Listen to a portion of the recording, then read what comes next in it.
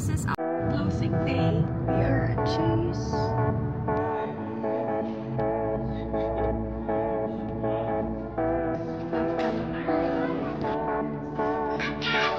So good. So I have the sunset bloom without the crab meat.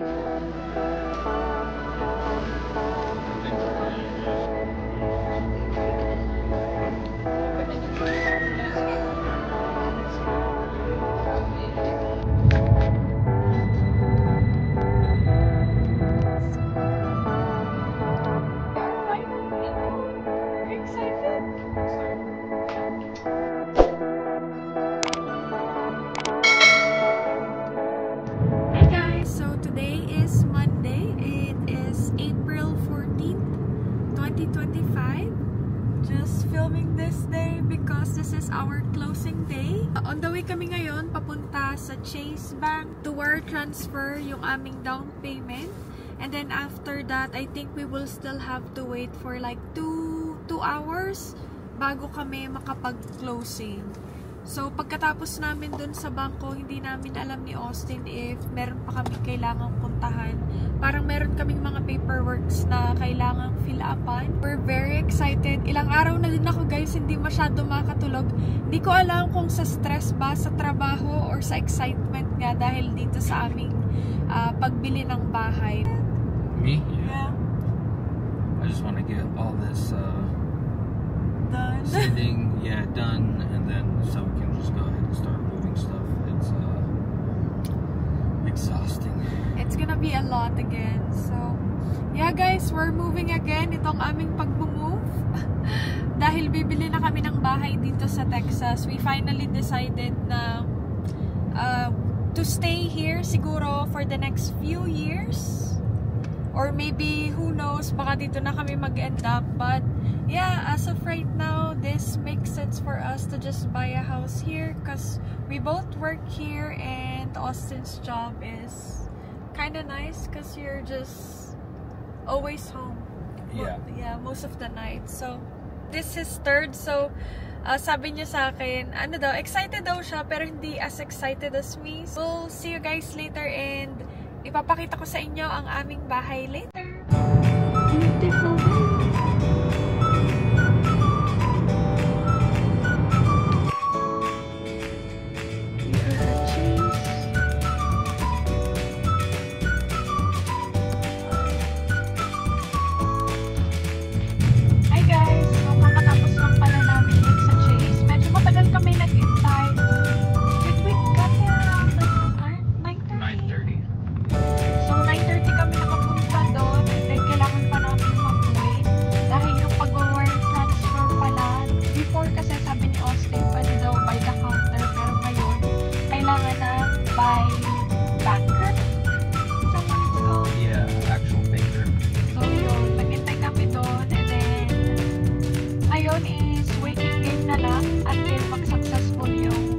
Transfer namin na para dun sa amin down payment dun sa bahay. So, we'll see you guys in a little bit.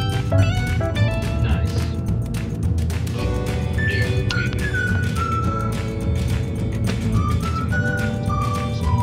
Hi guys! So, we finally closed and we got the keys.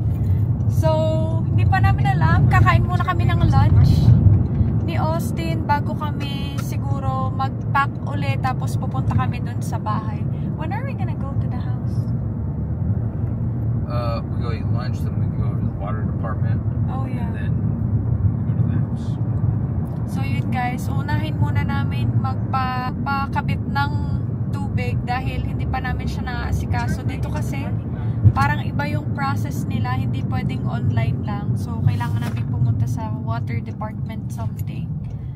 And then after that, yeah, we're gonna go to the house at ipapakita ko sa inyo guys.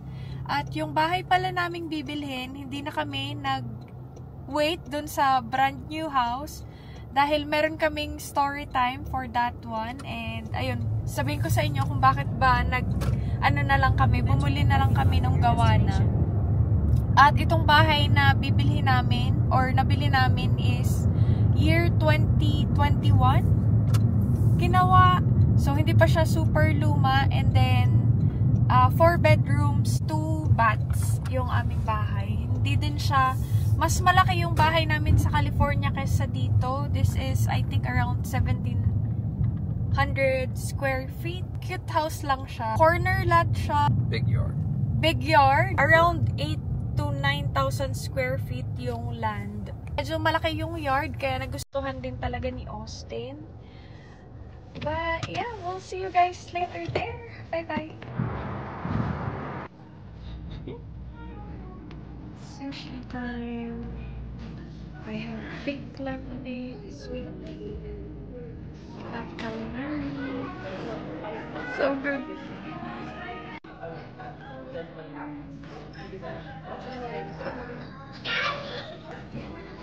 So good. So I have the sunset roll without the crab meat dahil allergy ako doon, guys. Calamari. And spicy and then yum.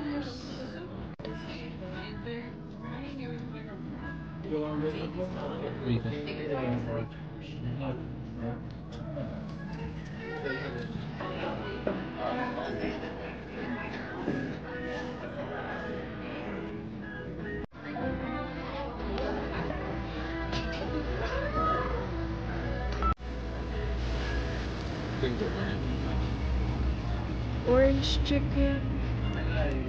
I did not read.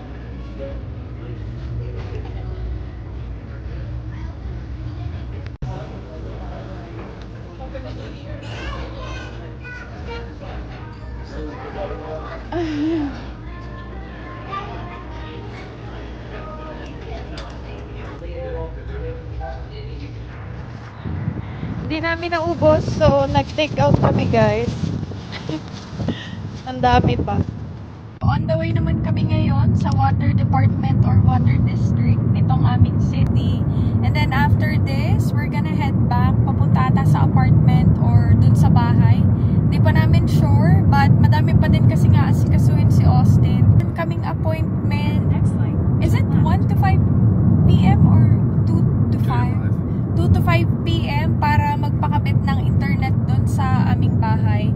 Dahil yung pinaka-outlet lang kasi or yung pinaka-coax outlet dun sa bahay is nasa sa living room lang at kailangan ko siya sa kwarto dahil nga work from home ako, kailangan ko directly connect siya sa Ethernet, hindi via wifi lang. So magpapakabit kami noon. Siguro 2 kwarto yung pag-i-installa namin ng ganon para meron akong choice kung saan ba mas okay magtrabaho, kung sa left side or sa right side. Dahil yung sa right side namin is, dahil nga corner lot siya, feeling ko medyo maingay din doon pag may dumadaan ng mga sasakyan at saka pag may mga batang naglalaro. And doon naman sa left side, kaya ayoko doon is dahil malapit siya sa laundry room.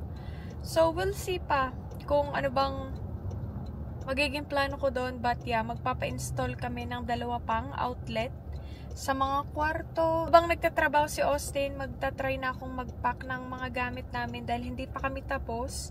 Ang napack pa lang ni Austin kahapon is yung mga damit namin. So pagkatapos namin magpa-install nung internet is mag-start na din ako maglinis ng bahay dahil nung nag-final walkthrough kami, medyo makalat. Hindi naman makalat, pero feeling namin hindi sila nag-vacuum or nag-mop. Katulad nung ginawa namin nung pinagbenta namin yung bahay namin before. So, kailangan ng matinding linisan doon. At dadalhin ko ang aming vacuum at ang aming mop. Tapos madami ding cleaning supplies na binili si Austin last time. Kompleto naman ako sa mga ganun. Linis na lang ang kulang.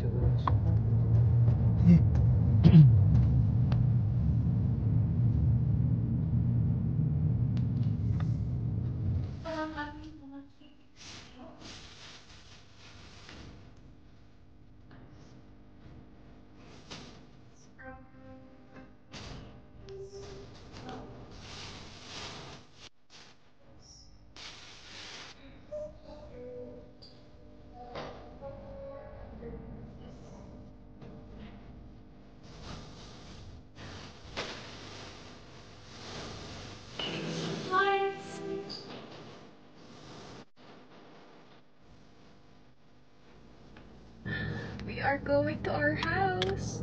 Si Austin is nagpa-park ng truck niya para madali lang kaming makapag-ayos, paghakot ng gamit mamaya.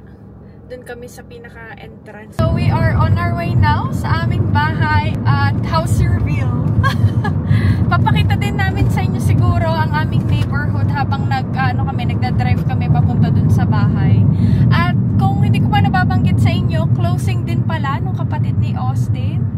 It's your brother's closing too today. Yeah. And wala pa lang sa kanila yung yung key, so nag-iintay pa sila doon. So ikot-ikot muna sila sa mga furniture stores right now.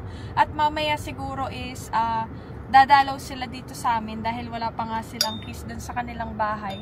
Parehas pala kami ng realtor na ginamit nung kapatid niya dahil nirecommend ni Austin na dahil nga bibili kami ng bahay dito.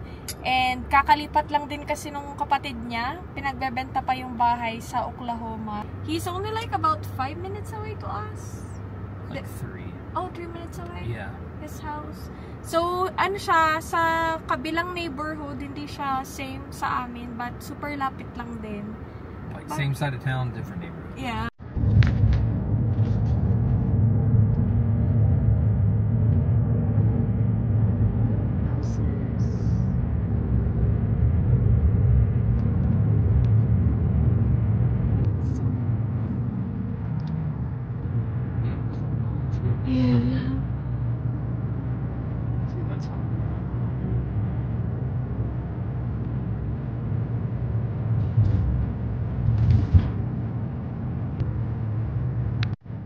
Finally.